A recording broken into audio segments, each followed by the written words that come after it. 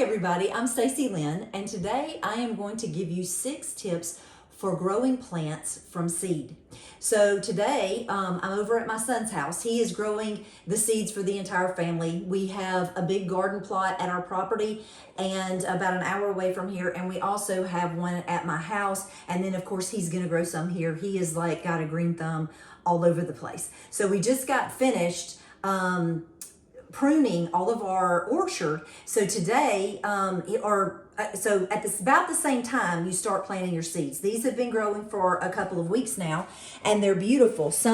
This is my first tip, some plants grow better from the garden than they do from just straight in the soil in the garden, rather than starting them from seed. But some start better from seed, and a lot of the nightshades start better when you plant them from seed. Now, if you need to go ahead and order your seeds now, because seriously, they will start running out. And we actually ordered ours about a month and a half ago, maybe 2 months ago. And some people order theirs even before the new year in December, because they just run out. I get them from Southern Exposure, but you need to get your seeds wherever your seeds are grown. So if you're in the north, there may be a northern person up that direction that you need to get your seeds from so that they grow good in your area. So anyway, we've got this here. Now the second tip I have to give you is to get soilless mix for planting your seeds in, and you're going to plant them in these shallow containers like this. So they're called cells, and you can get them off of Amazon. You can get them anywhere, like any of your co-ops or feed stores. You can get them at Tractor Supply. They're just about everywhere. So get that kind of soil mix. You don't want it just in plain dirt. The third thing is, I like to, when we first do it, cover it in plastic, so it's kind of like a little bit of a mini garden house and greenhouse, and then you'll have the water in there will evaporate up onto it and drop back down, and it won't be too much for your plants. They are very susceptible to being overwatered and underwatered. During germination with the seeds, you're going to need to make sure that they're warm. I think my son put heating pads under this. There's actually seed pads. Actually, I think that one's under this now. Yeah. So right here, you would need to get, in fact, they're on right now.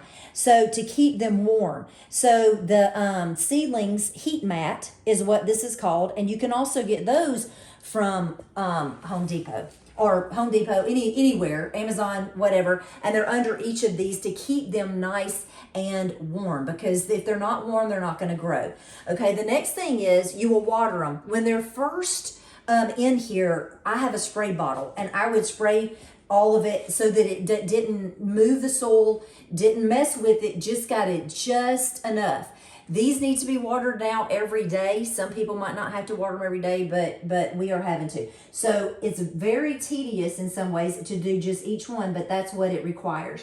And you're just going to put a drop or so down in there and let it settle before you go to the, before you go back and like almost drown them. So you're just going to put a drop. A lot of people like to use droppers. So they'll just go through and use a dropper in each one of the plants, go back, and do it one more time just to get just enough, because you do not want to overwater these.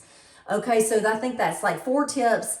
And then the 5th tip is to run your fingers across the top so that they will be nice and sturdy plants. It kind of helps them to become more sturdy. So you don't do this until they get a little bit bigger like they are now. You can also rotate your trays, and I'll probably do that here in just a few minutes to make sure that the light is getting into them, and it's also a very light area where we're doing this gardening.